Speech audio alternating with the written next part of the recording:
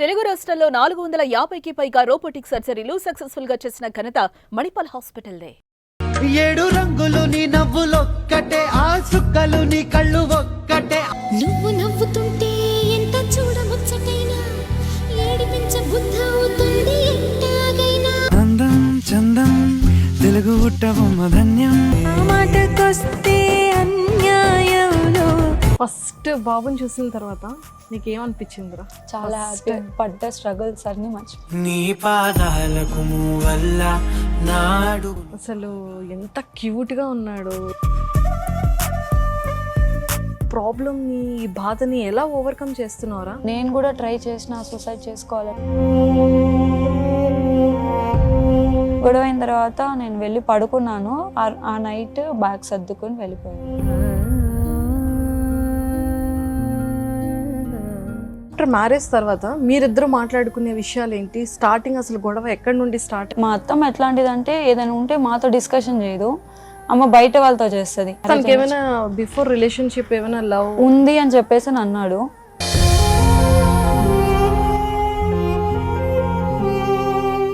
So అంటే ఈ marriage లైఫ్లో మరి ఎప్పుడు మీరిద్దరు అసలు హ్యాపీగా ఉన్న డేస్ ఎప్పుడు?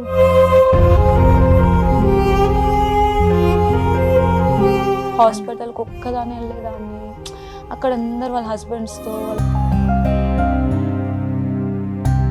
సో ఇంట్లో పేరెంట్స్ ఎప్పుడైనా చెప్పారా ఇఫ్ ఇన్ కేస్ మంచి మ్యాచ్ వస్తే చేద్దామని? నెక్స్ట్ మళ్ళా అంటే మా నాన్న అప్పుడప్పుడు నేను ఇంకా తట్టుకోలేను తల్లి. ఎప్పుడైనా నువ్వు చూస్తూ ఉంటావా తను ఎక్కడున్నాడు, ఎలా లేదక్క, ఉన్నాడు? అసలు వాట్సాప్ చూడడం కానీ చూడండి, అస్సలు ఇంకా కంప్లీట్ గా తీసేసావు.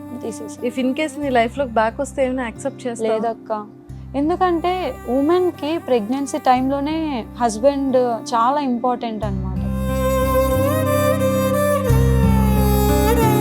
Hi viewers, welcome to Suman TV. ఈరోజు నాతో పాటు చాలా స్పెషల్ గెస్టే ఉన్నారు.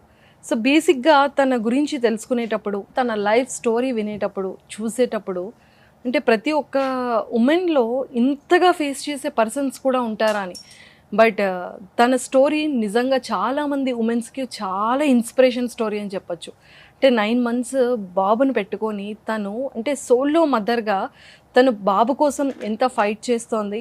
ఆఫ్టర్ వీడియో రిలీజ్ అయిన తర్వాత తను ఫేస్ చేసే ప్రాబ్లమ్స్ కానీ, తను ఎదురుపడే కమెంట్స్ కానీ తన మాటల్లో తెలుసుకోవాలని నాకైతే ఉంది. సో ఈరోజు నాతో పాటు ఉన్న ఈ special guest Sai Tripura Chaudhary.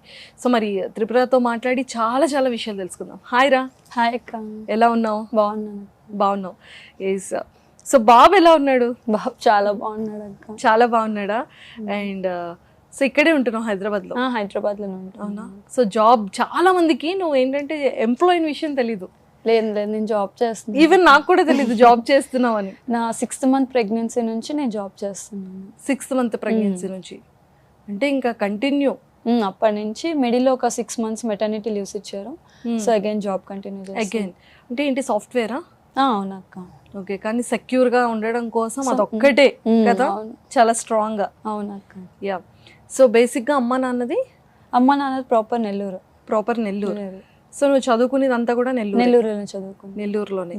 So సడన్గా ఒక్కసారిగా మాకు కనిపించావు. అంటే చాలా మంది ఇన్ఫ్లుయెన్సర్స్ ఉంటూ ఉంటారు, మేము చూస్తూ ఉంటాం.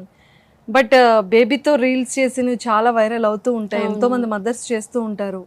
బట్ కింద కమెంట్స్ బేసిక్గా ఫాదర్ ఎక్కడ, ఇవి అనేది అంటే జనాలకి వాళ్ళ లైఫ్లో కానీ ఎదుటోళ్ళ లైఫ్లో వెరీ ఇంట్రెస్టింగ్ కదా. సో అది కూడా కామన్. బట్ నీ వెనకాతల ఇంత ఎమోషనల్ స్టోరీ, నీ లైఫ్ ఇంత స్ట్రగుల్గా ఉంది, నువ్వు ఇంత సఫర్ అవుతున్నావు అని అసలు ఎవరికీ తెలీదు నువ్వు చెప్పేంతవరకు.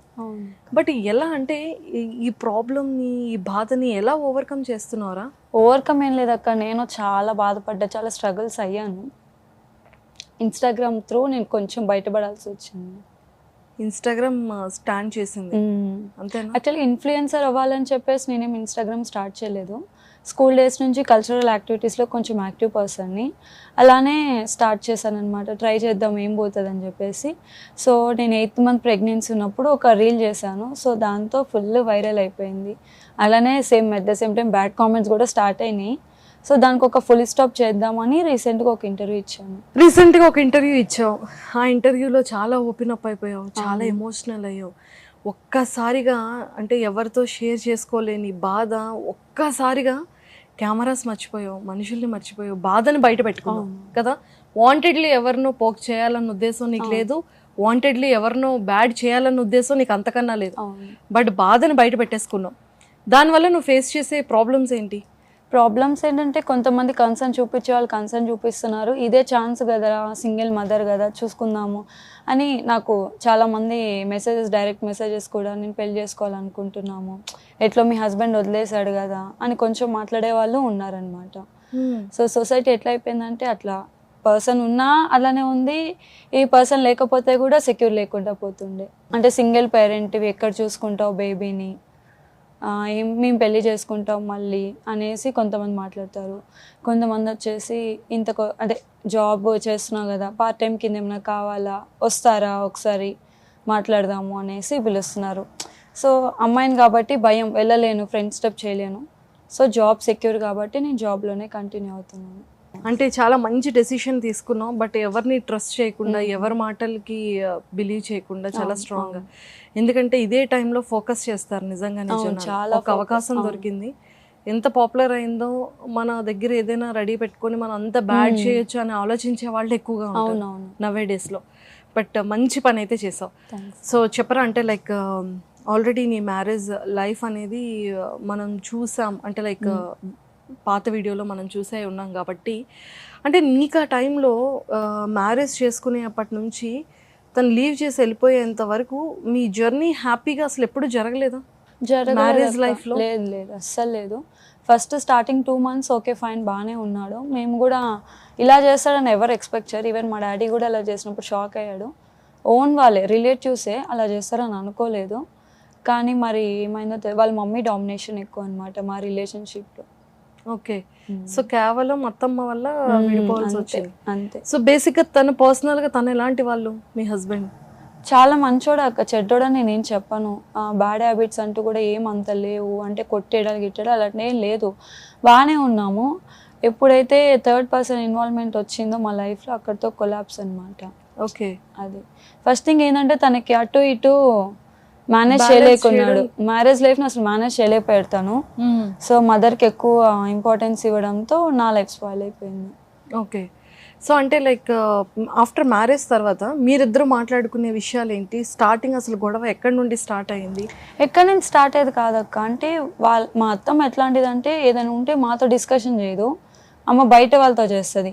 అది వాళ్ళు వచ్చేసి మా డాడీ వాళ్ళని అడగడము, మా డాడీ వాళ్ళు వచ్చేసి ఇట్లేంటమ్మా అని మళ్ళీ మాకు కాల్ చేయడం. సో మా ఇద్దరి మిడిల్ అక్కడే డిస్కషన్ స్టార్ట్ అవుతుంది అనమాట. అట్ ద సేమ్ టైం తను కూడా మ్యారేజ్ అయినట్టు ఎవరికి చెప్పొద్దంటాడు, ఆఫీసెస్లో కూడా మ్యారేజ్ అయినట్టు చెప్పడు. ఈవెన్ నా ముందు కూడా మా డాడీ వాళ్ళు ఒకరోజు వచ్చారు ఇంటికి, వచ్చి మా డాడీ వాళ్ళు మీట్లో ఉన్నాడు, మా డాడీ వాళ్ళ ముందే చెప్తున్నాడు ఇంకా మ్యారేజ్ కాలేదు, కెనడా వెళ్ళడానికి చూస్తున్నాను అనేసి మాట్లాడుతున్నాడు. అదేం నేను రిటర్న్ క్వశ్చన్ చేసి ఇప్పుడు చెప్తే ఏమవుతుంది, చెప్పకపోతే ఏమవుతుంది, నాకు తెలుసు కదా నాకు మ్యారేజ్ అయినట్టు, వాళ్ళకి చెప్పాలా నేను అనేసి రిటర్న్ క్వశ్చన్స్ నాకేస్తున్నాడు. అంటే అసలు మ్యారేజ్ చేసుకున్న విషయం తనకి ఎవరికి ఎక్స్ప్రెస్ చేయటం లేదు, వాళ్ళ ఆఫీస్ కొలీగ్స్ కానీ ఎవరికి కానీ. ఏమైనా బిఫోర్ రిలేషన్షిప్ ఏమైనా లవ్ ఉంది అని చెప్పేసి అన్నాడు, మరి అది ఎంతవరకు నిజమో నాకు తెలీదు. ఓకే, సో నార్మల్గా డిస్కషన్స్ చేసుకునేటప్పుడు ఒక అమ్మాయిని ఇష్టపడ్డాను బట్ అట్లేం లేదు అనేసి అన్నాడు, అంతే. అది ఎప్పుడో అంటే సరే నేను లైట్ తీసుకున్నాము, అదేం పట్టించుకోలేదు, ప్రెజెంట్ కామనే కదా అనేసి. 1 month 2 months బాగున్నాడు. తర్వాత వాళ్ళ మమ్మీ కొంచెం ప్రాబ్లమాటిక్ చేస్తుందని అగైన్ మేము వేరే దగ్గర కాపురం పెట్టాము. అప్పుడు పెడితే వేరే జాబ్లో చేంజ్ అయితే కొంచెం శాలరీ హైక్ వచ్చింది. సో హైదరాబాద్కి వద్దాము, ఇల్లు తీసుకుందాము, నన్ను హైదరాబాద్ తీసుకుని వచ్చాడు. తీసుకొచ్చిన తర్వాత ఒక 20 days కరెక్ట్గా ఇల్లు చూసుకున్నాము, ఇంట్లో ఉన్నాము. 20 daysకి అసలు నేను కెనడా వెళ్ళాలనుకుంటున్నాను, నాకు ఇక్కడంతా సెట్ అవుతుంది, శాలరీ నేను చేయలేను అంటే నేను వచ్చేసి ఫస్ట్ ఓకే చెప్పాను. తర్వాత నేనే ఆలోచించుకున్నాను, ఇక్కడే తను ఇట్లా ఉంటున్నాడు అంటే నాకు కొంచెం కూడా సపోర్ట్ చేయటం లేదు, సో అక్కడికి వెళ్ళాక మరి ఇంకెలా ఉంటుందో సిచ్యువేషన్ అని నేను నో చెప్పడం స్టార్ట్ చేశాను. ఇంకా అక్కడి నుంచి ప్రాబ్లమ్ స్టార్ట్. మా డాడీ వాళ్ళని ప్రాపర్టీ పేపర్స్ అడిగారు, అడిగితే మా డాడీ ఇవ్వమన్నారు, ఎందుకంటే నాకు ఇంకో సిస్టర్ ఉంది, సో తనకు కూడా కావాలి అని ఒక ఉద్దేశంతో, వద్దు అది ప్రాబ్లంలో ఉంది, నీ గురించి కాదు మేము దాని గురించి కూడా ఆలోచించాలి కదా, కుదరదు అన్నారు. ఇంకా అక్కడి నుంచి వాళ్ళ మమ్మీ చూడరా అనేసి ఇంకా పెట్టడం స్టార్ట్ చేసింది. అలా మొదలైంది. అలా మొదలైంది. Oh my God. సో మీ ఇద్దరి మధ్య అంటే ఇష్యూస్ జరిగేటప్పుడు కానీ ఖచ్చితంగా ఒక వైఫ్ అండ్ హస్బెండ్ రిలేషన్లో అంటే మాట్లాడుకోవడం, గొడవ జరిగేటప్పుడు అది కాదు ఇది అని ప్రాబ్లమ్ షార్ట్ అవుట్ చేసుకోవడం, లేకపోతే సారీస్ చెప్పుకోవడం, అట్లా అసలు ఏం ఉండదు. ఈవెన్ నేను ఇఫ్ ఇన్ కేస్ ఎవరికైనా బాధ వేస్తే కూర్చొని ఏడుస్తుండే, అసలు ఎందుకు ఏడుస్తున్నావు, నీ ప్రాబ్లం ఏంటి అని వచ్చిన డేనూ లేదు. లేకపోతే అసలు ఎలా చేయాలనుకుంటున్నాను లైఫ్లో అన్న అడిగింది లేదు. ఏమీ లేదు అక్క అసలుకి. అంటే ఒక పర్సన్ నేను ఎలా రియాక్ట్ అయితే ఎలా రియాక్ట్ అవ్వాలి, ఆ రియాక్షన్స్ కూడా ఏమీ ఉండదు. పోనీ మనం ఏమన్నా క్వశ్చన్ చేస్తుంటే దానికి ఆన్సర్ చేద్దామంటే అది ఉండదు. కామ్గా ఉంటాడు, అన్నీ కామ్గా చేసేసాడు. ఈరోజు ఇట్లా ఉన్నాను. అయ్యో.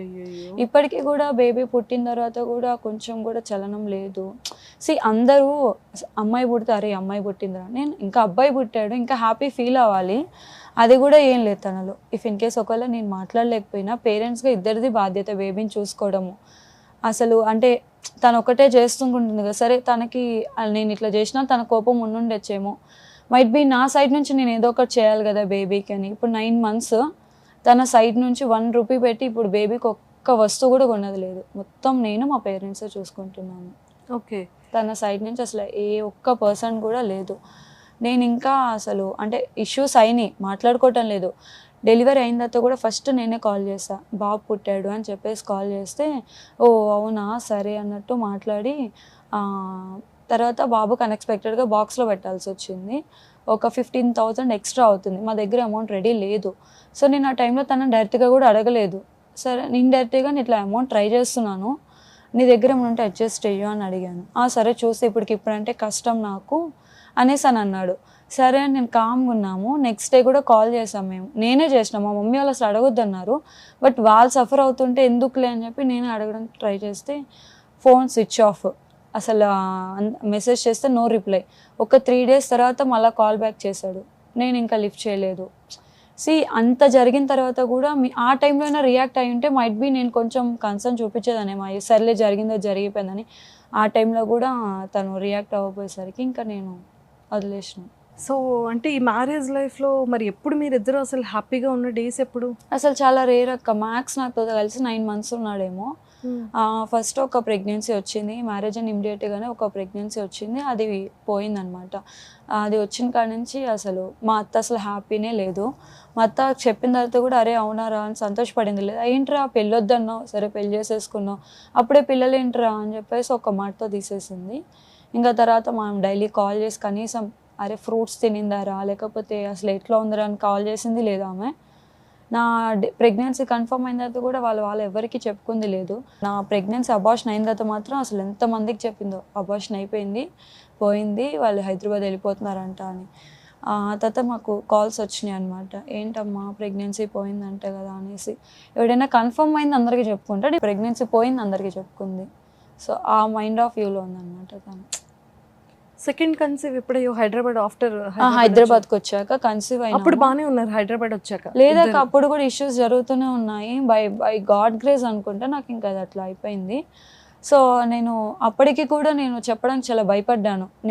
నాకు కొంచెం అంటే మనకు అర్థమవుతుంది కాబట్టి నేను డాక్టర్ని కన్సల్ట్ అయితే డాక్టర్ వచ్చేసి 50-50గా ఉందమ్మా, అంటే నీకు కొంచెం వీక్గా ఉన్నావు కాబట్టి 50-50గా ఉంది, నీ మెడిసిన్ కోర్స్ ఇస్తాను, ఆ మెడిసిన్స్ యూజ్ చేయి, వన్స్ ఒక 10 days అయితే మళ్ళీ రా నా దగ్గరికి అనింది. సో మా హస్బెండ్కి తెలియకుండానే నేను మెడిసిన్స్ యూజ్ చేసుకొని మళ్ళీ డాక్టర్ దగ్గరికి వెళ్ళి నాకు 100% కన్ఫర్మ్ అయిన తర్వాతనే నేను ఆయన దగ్గర చెప్పి కూడా నేను ఒక 3 months వరకు నువ్వు మా మమ్మీకి చెప్పొద్దు, నేను మా మమ్మీ వాళ్ళకి చెప్పాను, 3 months తర్వాతే బయట పెడదాము అని చెప్పేసి చెప్పాను. ఫస్ట్ అది ఇలా జరిగింది కదా ఎందుకు అనేసి.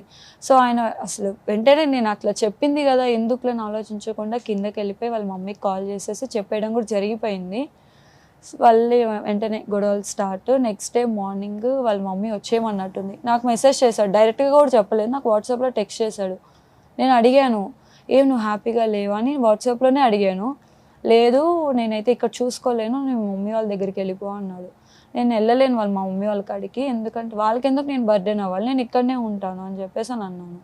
కష్టము అది ఇది అన్నాడు. అంతే 1 month కూడా లేడు. నెక్స్ట్ డే మార్నింగ్ నాకు కళ్ళు తిరుగుతున్నట్టుంటే నాకు ఆకలేస్తుంది, ఫుడ్ అయినా తీసుకురా అంటే నా దగ్గర డబ్బులు నీకు ఆడ ఉంటే తెచ్చుకోపో అనేసి అన్నాడు. సరే అని చెప్పేసి నేను అప్పుడు గొడవ అయిన తర్వాత నేను వెళ్ళి పడుకున్నాను. ఆ నైట్ బ్యాగ్ సర్దుకొని వెళ్ళిపోయాడు. ఇంకా నెక్స్ట్ మా మమ్మీ వాళ్ళకి కాల్ చేస్తే ఇట్లా జరిగింది మమ్మీ అని చెప్తే మా మమ్మీ వచ్చేసారు. ఒక 5 months మమ్మీ ఉండి చూసుకొని మళ్ళీ నెల్లూరు తీసుకెళ్లారు. ఇట్లయితే కష్టము. సో నేను ఎందుకు జాబ్ కోసం ట్రై చేశాను 6th monthలో అంటే ఆలోచించాను అనమాట. నాకు కొంచెం జాబ్ వస్తే ఇన్సూరెన్స్ కవర్ అవుతుంది, at the same time leaves cover అవుతాయి. ఆఫ్టర్ నా బేబీ కొంచెం ఏజ్కి వచ్చేసరికి నాకు జాబ్ ఉంటుంది.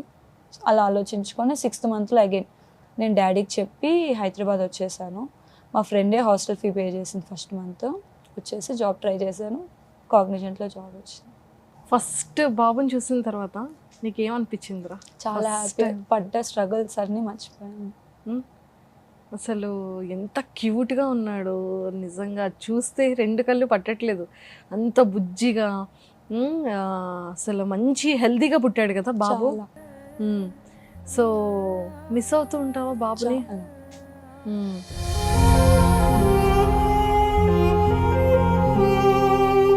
సో ఇప్పుడు 9th month బాబుకి.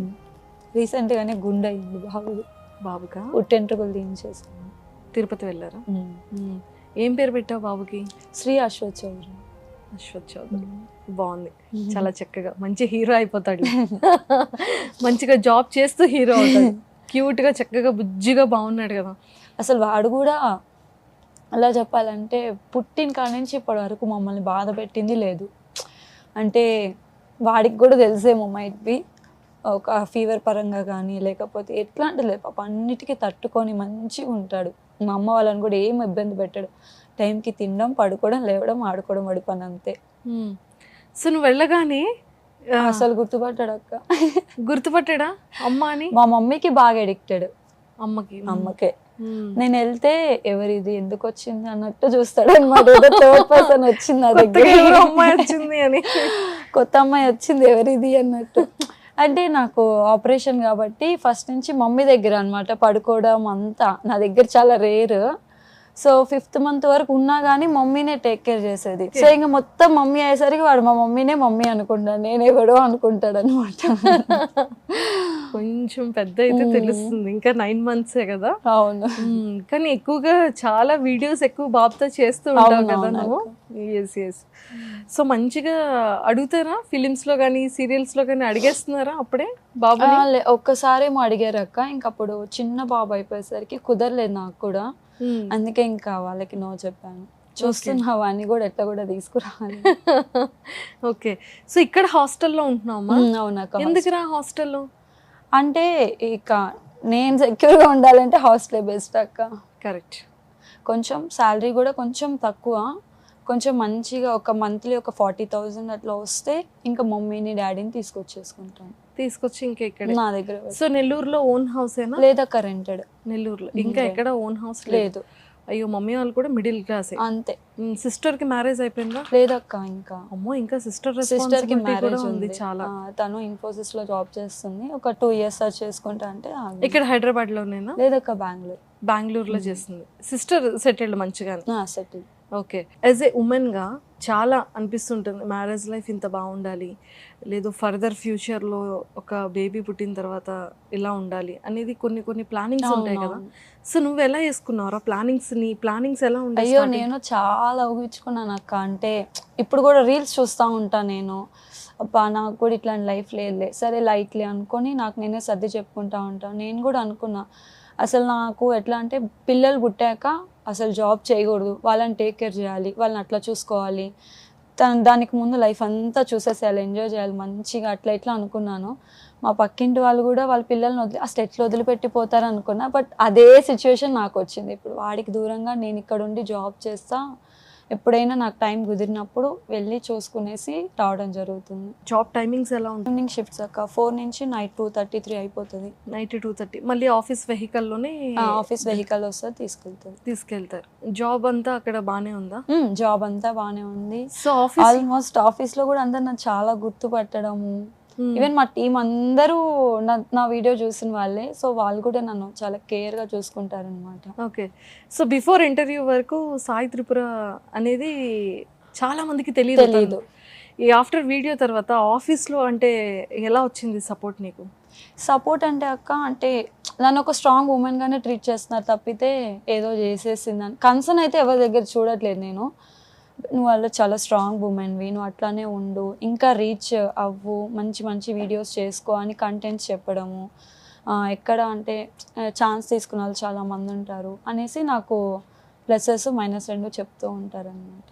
నిజంగా నేనైతే చాలా స్ట్రాంగ్గా కోరుకుంటున్నాను. ఇంకా యూట్యూబ్ని చాలా స్ట్రాంగ్ చేయాలి, ఖాళీ టైంలో మంచిగా వీడియోస్ అన్ని అప్లోడ్ చేయాలి, ఇన్స్టాగ్రామ్ ఇంకా స్ట్రాంగ్ అవ్వాలని నేనైతే కోరుకుంటున్నాను. నీకు ఇంట్రెస్టెడ్ ఉందా యాక్టింగ్ చేయాలని? కానీ చెయ్యాలి అంటే మరీ కాకుండా కొంచెం నాకు నేను చూపించుకోగలిగినంత చేస్తే చాలు. ఉంది, ఇంట్రెస్ట్ అయితే ఉంది. ఇంట్రెస్ట్ ఉంది. అది ఎప్పటి నుంచి ఉంది నీకు ఇంట్రెస్ట్? అంటే బేబీ చిన్నప్పటి నుంచి అంటే చిన్నప్పటి నుంచి అని కాదు, అంటే నాకు ఒక ఆమె ఉంటుంది అనుపమ సంథింగ్ అని, ఇన్ తమిళియన్. తను ఎలా అంటే ఉమెన్కి అంటే ప్రెగ్నెన్సీ ఉమెన్స్ ఎలాంటి కేర్ తీసుకోవాలి అనేసి చెప్తా ఉంటుంది అనమాట. తను ఇన్స్పిరేషన్ నాకు. వాళ్ళ అత్తమ్మ కానీ వాళ్ళ హస్బెండ్ కానీ అంతా చాలా సపోర్ట్ చేస్తూ ఉంటారు. సో నాకంటూ ఒక ప్లేస్ వస్తే నాలాంటి ఉమెన్స్కి, నాకు చాలామంది ఆ ఇంటర్వ్యూ తర్వాత చాలామంది టెక్స్ట్ చేశారనమాట, అక్క నీలాంటి స్టోరీయే నాది కూడా, కాకపోతే నేను ఇంకా బయట పడలేకపోతున్నాను, నాకు ఒక 4 years అమ్మాయి ఉంది, 5 years అబ్బాయి ఉన్నారు, అలానే చెప్తున్నాను, నీకైనా జాబ్ ఉందాక, మాకు అది కూడా లేదు, అసలు ఎట్లా చేయాలో కూడా అర్థం కావట్లేదు, వాళ్ళకి మంచి లైఫ్ ఇస్తామా లేదా అని. సో నేను ఒక పొజిషన్కి వెళ్తే నాలాంటి ఉమెన్స్కి నేను హెల్ప్ చేయగలను. ఫస్ట్ నుంచి నాకు ఎలా అంటే ఒక ఆర్ఫనైజ్ హోమ్ పెట్టాలనేది నాకు ఎప్పటి నుంచో ఉండేది, ఇప్పుడని కాదు. ఎప్పుడైనా నా బర్త్డే అకేషన్స్ కానీ దేనికైనా సరే నేను ఆర్ఫనైజ్కే ప్రిఫర్ చేస్తాను, బయట ఎక్కడ నేను పార్టీస్ని అస్సలు ప్రిఫర్ చేయను. సో నేను కొంచెం సెటిల్డ్ అయితే అలాంటి హౌస్ పెట్టాలని. బట్ ఇప్పుడు బై ఛాన్స్ నాలాంటి ఉమెన్స్ చాలామంది ఉన్నారని తెలిసింది. సో నాకు కొంచెం ఏదన్నా ఇన్కమ్ పరంగా స్ట్రాంగ్ అయ్యితే ఫర్దర్ నేను వాళ్ళకు కూడా ఎట్లాగొట్లా చేయాలి అనేసి కొంచెం ఆలోచిస్తున్నాను. ఫ్యూచర్లో అలాంటి ఉమెన్స్ అందరికీ కూడా సపోర్ట్ చేయాలనుకుంటున్నాను. Very good thought, super. ఫ్యూచర్లో ఏమైనా మ్యారేజ్ చేసుకునే ఆలోచన ఉందా? అయిపోయింది అక్క, ఇంకా ఈ సమస్యల నుంచి బయటపడిపోయిన వద్దు. ఎవరైనా మంచి పర్సన్ వచ్చి అండర్స్టాండింగ్ చేసి అలానే అనుకున్నా అక్క ఈ పర్సన్ని కూడాను. అంటే మా డాడీ వాళ్ళు చిన్నప్పటి నుంచి చాలా స్ట్రగుల్ అయి పైకి వచ్చిన వాళ్ళే, పైకంటే పైకేం రాలేదు, మమ్మల్ని పైకి తీసుకొచ్చారు, వాళ్ళకున్నంతలో చదివించారు. సో నేను ఎలా ఆలోచించానంటే ఇప్పుడు బయట అబ్బాయిని మ్యారేజ్ చేసుకుంటే మా మమ్మీ వాళ్ళని ఎలా చూసుకుంటాడో, అంటే పెట్టనిస్తాడో పెట్టనివ్వడో నా సైడ్ నుంచి, నన్ను ఎలా చూసుకున్నాడో ఒక భయంతో తెలిసిన వాడు కదా అనేసి తినని చేసుకున్నా. తిను సేమ్ అలానే, అంటే మా మమ్మీకి 150 రూపీస్ ట్రైన్ టికెట్ చేసినా సరే నా చేత అడిగిపిస్తాడనమాట ఆ 150 రూపీస్ని. సో ఇంకా బయటోడైనా అయినోడైనా అట్లనే ఉన్నాడు అని చెప్పేసి నేను ఇంకా మ్యారేజ్కి అయితే ప్రెజెంట్ అసలు ఇంట్రెస్ట్ లేదు అక్క. ఇంకా అసలు ఇంట్రెస్ట్ లేదు. సో ఇంట్లో పేరెంట్స్ ఎప్పుడైనా చెప్పారా ఇఫ్ ఇన్ కేస్ మంచి మ్యాచ్ వస్తే చేద్దాం? డాడీ అన్నాడు, కానీ డాడీ కూడా ఇంకా అట్లే ఫీల్ అవుతున్నాడు. నెక్స్ట్ మళ్ళా అంటే మా నాన్న అప్పుడప్పుడు నేను ఇంకా తట్టుకోలేను తల్లి, చెల్లికి కుదిరితే అయితే అయిపోయినట్టు, ఇంకా నేను తట్టుకోలేను అని చెప్పేసి అంటూ ఉంటాడు అనమాట. డాడీ కూడా హార్ట్ పేషెంట్, సో ఎక్కువ స్ట్రెస్ తీసుకోలేడు, ఎక్కువ అంటే బీపీ కూడా ఈ మధ్య యాడ్ అయిందనమాట డాడీ లిస్ట్లో. సో అందుకే మేము ఏమంత ప్రెషర్ చేయటం లేదు. ఓకే, నీ బాబుతో నువ్వైతే హ్యాపీగా ఉండాలనుకుంటున్నావు, ఇంక మ్యారేజ్ చేసుకోకుండా. సూపర్, మంచి ఆలోచన. రేపు పొద్దున్న పెద్దడైతే వాడే చూసుకుంటాడు. అంతే కదా, ఒక 20 years నేను కష్టపడ్డానంటే ఇంకా వాడే ఇంకా life. Super. And before love story ఉంది కదా, సో వాళ్ళు ఎవరైనా మళ్ళీ కాంటాక్ట్ అవ్వడం కానీ అసలు ఏం లేదు? మరి ఎందుకు హ్యాపీగా లవ్ మ్యారేజ్ చేసుకొని ఉంటే అసలు ఈ ప్రాబ్లమే ఉండేది కాదు కదా. డాడీకి లవ్ మ్యారేజ్ ఇష్టం లేదక్క, ఇష్టం లేదని ఇంకా అప్పుడు డ్రాప్ అవ్వాల్సి వచ్చింది. డ్రాప్ అయిపోవాల్సి వచ్చింది. కానీ అప్పుడు కూడా పాపం స్ట్రగుల్ ఫేస్ చేసే ఉంటుంటావు కదా. స్ట్రగుల్స్ అంటే ఏం లేదు, డాడీకి చెప్పాను, డాడీ ఒప్పుకోలేదు. సో ఇంకా అక్కడితో కొన్ని మంత్స్ బాధపడ్డా, తర్వాత మళ్ళీ నార్మల్. ఓకే, కాదమ్మా నీ ఏజ్ ఎంత ఇప్పుడు? 25 అక్క. ఇంకా చాలా చిన్నదానివి కదా, 25 చాలా చిన్న ఏజ్. ఈ లోపు ఒక మ్యారేజ్ అయిపోయి మళ్ళీ ఇంత ప్రాబ్లం అయ్యి డివోర్స్కి ఏమైనా అప్లై చేశారా మీరు? అప్లై చేస్తున్నాను. డివోర్స్కి అప్లై చేశారు. ఇంకా మళ్ళీ అతను బ్యాక్కి వచ్చే ఛాన్స్ లేదు ఇంకా? లేదు, ఉండుంటే ఎప్పుడో వచ్చేసాడని నేను అనుకుంటున్నాను. ఎందుకంటే ఆల్మోస్ట్ 9 months అవుతుంది. దానికి ముందే నాకు ఫస్ట్ మంత్ అంటే సెకండ్ మంత్ నుంచి మమ్మీ వాళ్ళు ఉన్నారు.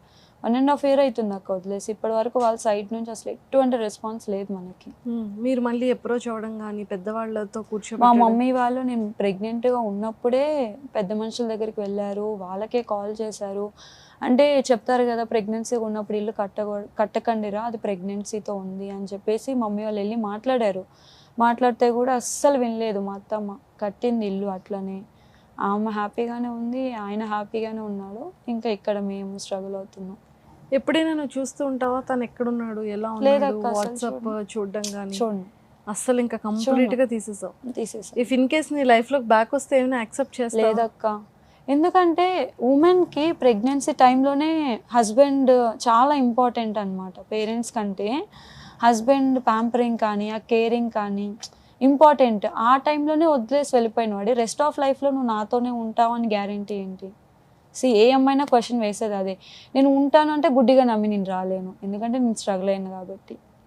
ఓకే, సో నీకు నువ్వు ఎలా ఓవర్కమ్ అయ్యావు? అంటే లైక్ ఓవర్కమ్ ఏం లేదక్క, నేను కూడా ట్రై చేసిన సూసైడ్ చేసుకోవాలని. మా డాడీ వాళ్ళకి తెలియదు, బట్ ట్రై చేసిన. అయితే మళ్ళీ ప్రెగ్నెంట్ని వద్దు వద్దు అనుకునేసి చాలా కోపం, విపరీతమైన కోపం వచ్చేసేది, అరిచేసేదాన్ని.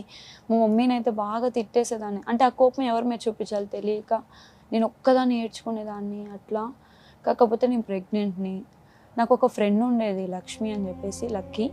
ఎవ్రీడే తను 24/7 నన్ను కాపాడుకుంటూ ఉండేది. కాల్ చేస్తూ ఉండేది, ఇలా ఉన్నావు. తను pregnant at the same time, నేను ప్రెగ్నెంట్. తను నాకంటే 3 months ముందు. పాపం తను చాలా అంటే చాలా. తర్వాత సింధు అని ఒక అమ్మాయి, తను. మా ఇద్దరైతే నాకు చాలా సపోర్ట్గా ఉన్నారనమాట. అమ్మో, ఆ టైంలో నువ్వు నిజంగా సూసైడ్ అటెంప్ట్ చేసుకుంటే అంటే అనిపించింది అక్క, ఎందుకు అంటే లైఫ్లో చాలా చూసేసిన గొడవలు అన్నీ.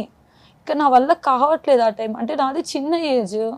మా డాడీ వాళ్ళు చూస్తేనేమో వాళ్ళకి చెప్పుకోలేను నా బాధ. అసలు ఇట్లా ఫీల్ అవుతున్నాను, నేను చెప్పుకోలేకపోతున్నాను. సో ఎందుకు మా డాడీ వాళ్ళకి అనవసరంగా నేను బర్డెన్ అవుతున్నానా? ఆ టైంలో ఇంకా జాబ్ లేకుండే కదా. సో చాలా అంటే చాలా.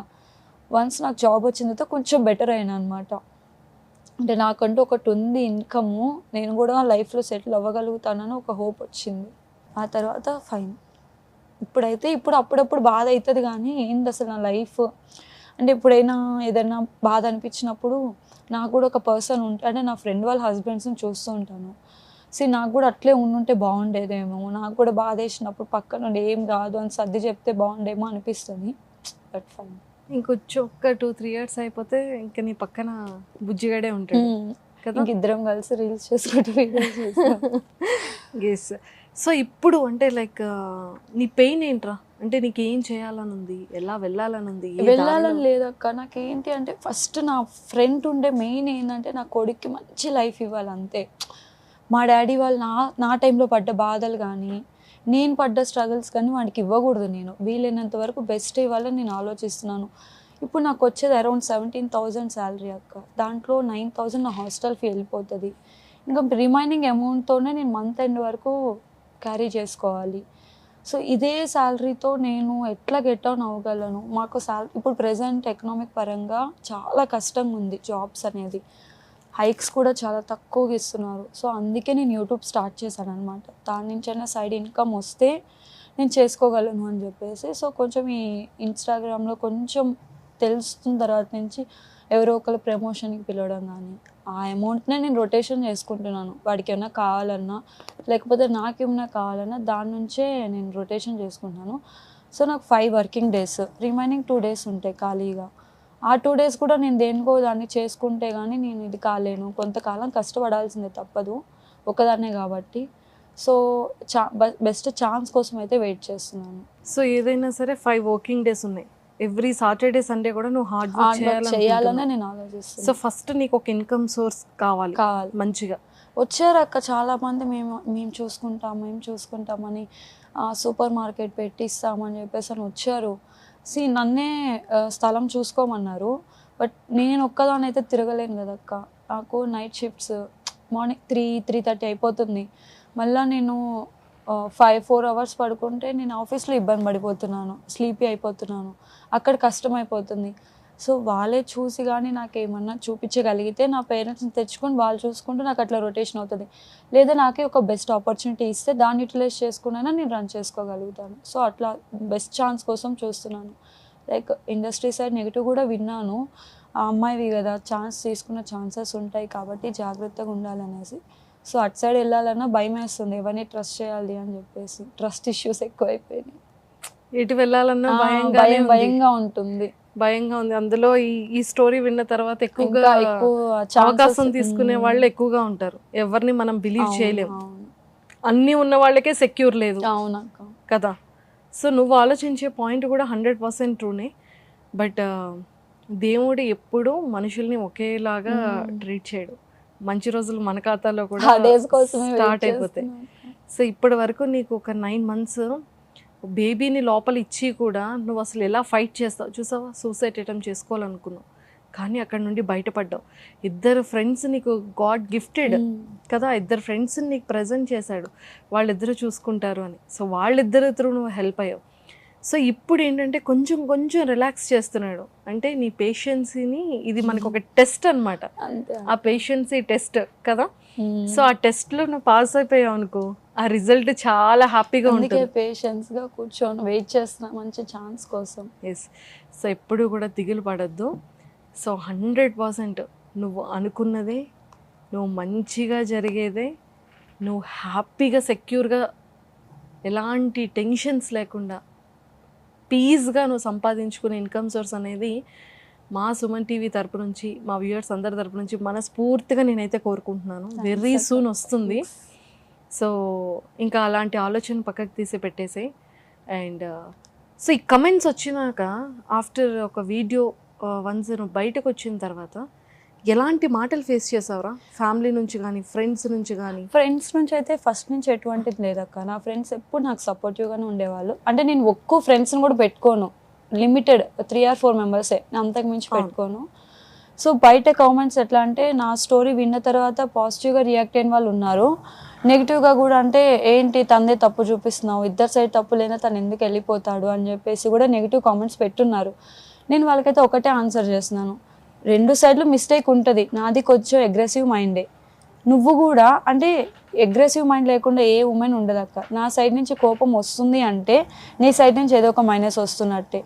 నేను ఎప్పటికప్పుడు నేనంటే పబ్లిక్ చేసుకోవడం నాకు ఇష్టం లేదక్క. నేను ఎంతైనా గొడవ పడతా, అది 4 గోడల మిడిల్లోనే గొడవ పడతాను, అవుట్ ఆఫ్ ద బాక్స్ వెళ్ళను. ఇంకెళ్ళినా అంటే నా పేరెంట్స్కి చెప్పేస్తున్నాను నాది, లేదా నాకున్న ఫ్రెండ్స్ ఇద్దరికి నేను షేర్ చేసుకుంటా. అంతే తప్పితే కూర్చొని పంచాయతీలు పెట్టాలని అయితే నాకు ఇంట్రెస్ట్ లేదు.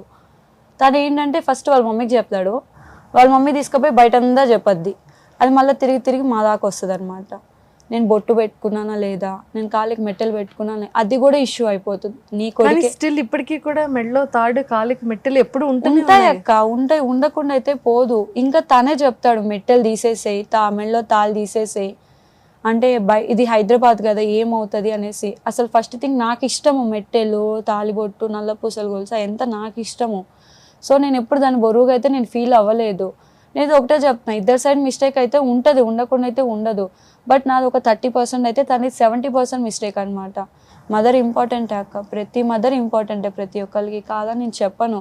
బట్ అది ఎంత అంటే ఆఫ్టర్ మ్యారేజ్ నువ్వు 70% నీ ఫ్యామిలీకి ఇవ్వాలి, 30% నీ మదర్కి చూసుకో, ఎవ్వరు చూసుకోవద్దని చెప్పరు.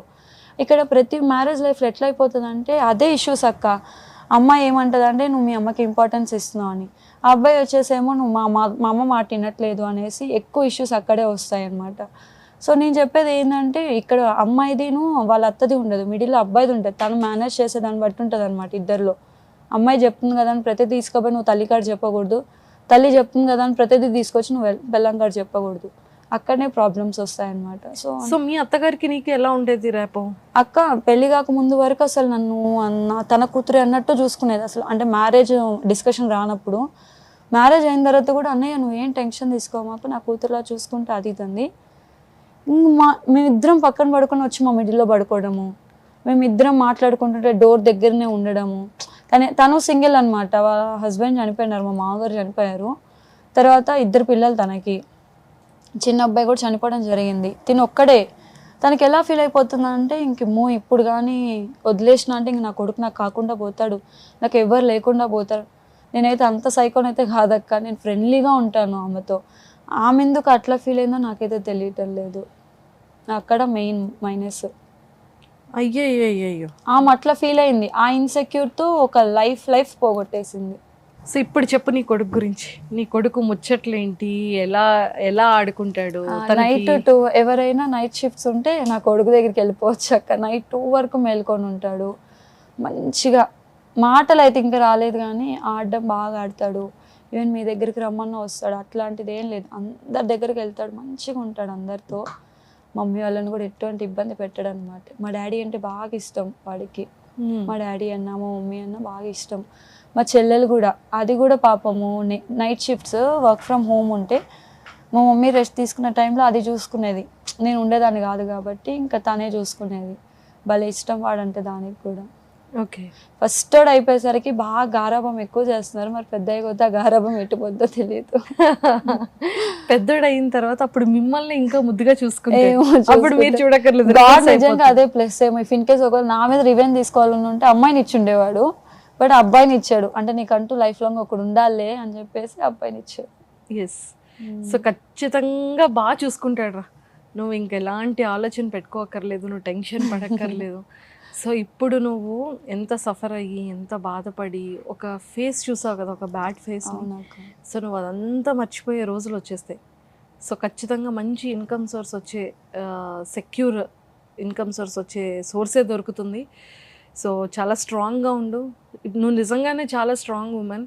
అంటే ప్రతి ఒక్క అమ్మాయి నిజంగా అంటే వన్స్ కన్సీవ్ అయిన తర్వాత నిజంగా ఒక హస్బెండ్ ప్యాంపరింగ్, హస్బెండ్ కేరింగ్ చాలా ఇంపార్టెంట్. మేము ఒక హౌస్లో రెంట్కు ఉండేవాళ్ళం అక్క. అదే వీధిలో వేరే అమ్మాయి కూడా ప్రెగ్నెంట్. వాళ్ళ హస్బెండ్ రోజు నైట్ వాకింగ్ తీసుకెళ్తాడు అనమాట. ఆ డేస్ అన్నీ మిస్ అయిపోయినా నేను. అలాంటి లైఫ్ మాత్రం ఏ అమ్మాయికి ఇవ్వకూడదని నేను కోరుకుంటున్నాను. ఎన్ని గొడవలను అయి ఉండొచ్చు, at the end life long ఉండేది మీ ఇద్దరే. మీ పేరెంట్స్ మీతో ఉండరు, వాళ్ళ ఏజ్ అయిపోయి ఉంటుంది, వాళ్ళు మిడిల్లో వెళ్ళిపోయే వాళ్ళే తప్పితే మీతో లైఫ్ లాంగ్ ఉండేవాళ్ళు కాదు. ఉండేవాళ్ళు ఎవరైనా ఉన్నారంటే మీ వైఫ్ అండ్ హస్బెండే. ఎన్ని గొడవలను అవ్వండి, ఎన్నైనా చేయండి, మీలోనే పెట్టుకోండి, ఒకరికొకరు ఉండండి అని నేను చెప్తానమాట. అండర్స్టాండింగ్ ఇంపార్టెంట్, చాలా ఇంపార్టెంట్. మిగిలిన వాళ్ళందరికీ కూడా మంచిగా చెప్పావు కదా, ఖచ్చితంగా నీ మాటలు వింటారు, వినాలనే చూస్తున్నాను. అలాంటి గొడవలు లేకుండా అండర్స్టాండింగ్, గొడవ అయిన విత్ ఇన్ కొన్ని సెకండ్స్లో, కొంత టైంలో, కొన్ని అవర్స్లోనే వాళ్ళు కలిసిపోవాలి. నిజంగానే లైక్ నువ్వు చెప్తుంటే నాకు చాలా బాధ అనిపిస్తుంది. అంటే నువ్వు ఎంత స్ట్రగుల్ అయి ఉంటావు ఆ టైంలో కదా. హాస్పిటల్కి ఒక్కదాన్ని వెళ్ళేదాన్ని, అక్కడ అందరు వాళ్ళ హస్బెండ్స్తో, వాళ్ళ పేరెంట్స్. అంటే నా మమ్మీ వస్తుంది పాపం, ఎవ్రీ మంత్ వస్తుంది జనరల్ చెకప్స్ అప్పుడు నేను ఒక్కదాన్ని వెళ్ళేదాన్ని. మా డాక్టర్కి కూడా నా గురించి తెలుసు అనమాట. సో ఆమె కూడా వాళ్ళ కూతుర్ని ఎట్లా చూసుకునేది అట్లే చూసుకునేది. హాస్పిటల్కి వెళ్తే మంచిగా చెప్తా, స్ట్రాంగ్గా ఉండు, ఏం టెన్షన్ తీసుకోకు. నా హాస్టల్ అంకుల్ కానీ, ఆంటీ కానీ, హాస్టల్ వార్డెన్ కానీ, అక్కడ అమ్మాయిలు కానీ నాతోనే, అంటే నేను కింద కూర్చునేదాన్ని, అంకుల్ వాళ్ళతో మాటలు చెప్తా ఉంటే వాళ్ళు వచ్చి నా హస్బెండ్ చూడాల్సిన మూమెంట్స్ని అంటే వాళ్ళు ఫీల్ అయ్యేవాళ్ళు అనమాట. నాకు ఏం కావాలంటే అవి తెచ్చిపెట్టడం, చూసుకోవడం అట్లా చేస్తూ ఉండేవాళ్ళు. అంటే నువ్వు కన్సీవ్ టైంలో కూడా నువ్వు హాస్టల్లోనే ఉన్నాను అక్క. అమ్మని కూడా లేదు, మమ్మీ ఇంట్లో ఉండేది, నెల్లూరులో ఉండేది, నేను ఒక్కదానే ఉండేదాన్ని. ఇంకా నేను మార్నింగ్ ఆఫీస్ టైం అయిపోగానే కిందకు వచ్చి ఇంకా ఆంటీ వాళ్ళతో కూర్చొని మాటలు చెప్తా ఉండేదాన్ని. ఇంకొచ్చిన వాళ్ళందరూ బేబీ మూమెంట్స్ తెలుస్తాయి కాబట్టి కూర్చొని నాతో మాటలు చెప్పుకుంటా అవి ఫీల్ అవుతూ ఉండేవాళ్ళు. ఓకే. సో నువ్వు అప్పుడు అనుకునేదాను, అప్పుడు మిస్సింగ్ ఫీలింగ్ ఉంటుంది కదా, ఆబ్వియస్లీ ఉంటుంది. ఒక్కసారి కూడా కాల్ ట్రై చేయలేదు ఆ టైంలో? లేదక్క, నేను ట్రై చేస్తే నేనే డిస్టర్బ్ అయిపోతాను ఖచ్చితంగా అని చెప్పేసి అసలు 9th monthలో కాల్ చేశాడు అక్క నాకు, ఎలా ఉన్నావు, ఏం చేస్తున్నావు అనేసి. నేను తీసుకోలేకపోయినాను అసలు. అంటే అంతా అయిపోయిన తర్వాత వచ్చి ఏం చేస్తున్నావు, ఎలా ఉంటున్నావు అంటే అవన్నీ నాకు గుర్తొస్తాయి కదా అక్క మళ్ళీ నాకు. సో నాకు కాల్ చేయకు, అసలు ఎందుకు కాల్ చేస్తున్నావు నువ్వు, ఈసారి ఏం చేయాలనుకుంటున్నారు నన్ను అనేసి నేను క్వశ్చన్ చేశాను వాళ్ళు. సో ఫైనల్గా ఒక మమ్మీ అయిపోయావు, రెస్పాన్సిబిలిటీ తీసుకున్నావు, బాబు కోసం ఫైట్ చేస్తున్నావు, ఇంకా స్ట్రాంగ్గా, ఇంకా ఆల్రెడీ నువ్వు స్ట్రాంగ్ ఉమెన్ కదా, ఇంకా అసలు ఏడవకూడదు, ఇంకా ఎప్పుడు ఇలాగే నవ్వుతూ చక్కగా ఉండాలి. అండ్ ఇంకా మంచిగా రీల్స్ చేస్తూ ఉండు బాబుతో. అండ్ నీ వీడియోస్ కూడా ప్రెగ్నెన్సీ టైంలో నీ జర్నీ ఎలా ఉందో చూపించావు కదా. సో బాబుకి ఎలాంటి ఫుడ్ పెడుతున్నారు అమ్మ వాళ్ళు, అలాంటి వీడియోస్ కూడా చెయ్యు. ఇంకా స్ట్రాంగ్గా. బట్ నీకు కొంచెం పాపం టైం కావాలి, స్పేస్ కావాలి. నీకు ఆ టైం ఉండుంటే నువ్వు అంతా కూడా ఫ్రీగా చేసి ఉండేదాన్ని. సో చూద్దాం, వెరీ సూన్ ఒక మంచి జరగాలి నీ లైఫ్లో, ఒక చేంజ్ రావాలి, ఒక యూటర్న్ రావాలని కోరుకుంటున్నాను రా. సో ఇంకా హార్డ్ వర్క్ చేయి, ఇంకా రిమైనింగ్ డేస్ అన్నీ కూడా మనవే, చాలా రోజులు ఉన్నాయి మనకి. Okay, thanks. So be strong. ఎప్పుడు ఇలాగే సరదాగా నవ్వుతూ ఉండు. సూపర్ ఉమెన్లా ఉండాలి, స్ట్రాంగ్ ఉమెన్లా ఉండాలి. నీ స్టోరీ ఎంతోమంది ఉమెన్స్కి ఇన్స్పిరేషన్. సో ఇంకా ఇన్స్పైర్ అవ్వాలి. షూర్. ఓకే, సో నువ్వు అనుకున్న కోరికలన్నీ నెరవేరాలి. Sure. Thanks. Okay, all the very best. Thank you so much. Suman టీవీలో మీ పర్సనల్ అండ్ బిజినెస్ ప్రమోషన్స్ కోసం కింది నెంబర్కి కాంటాక్ట్ చేయండి.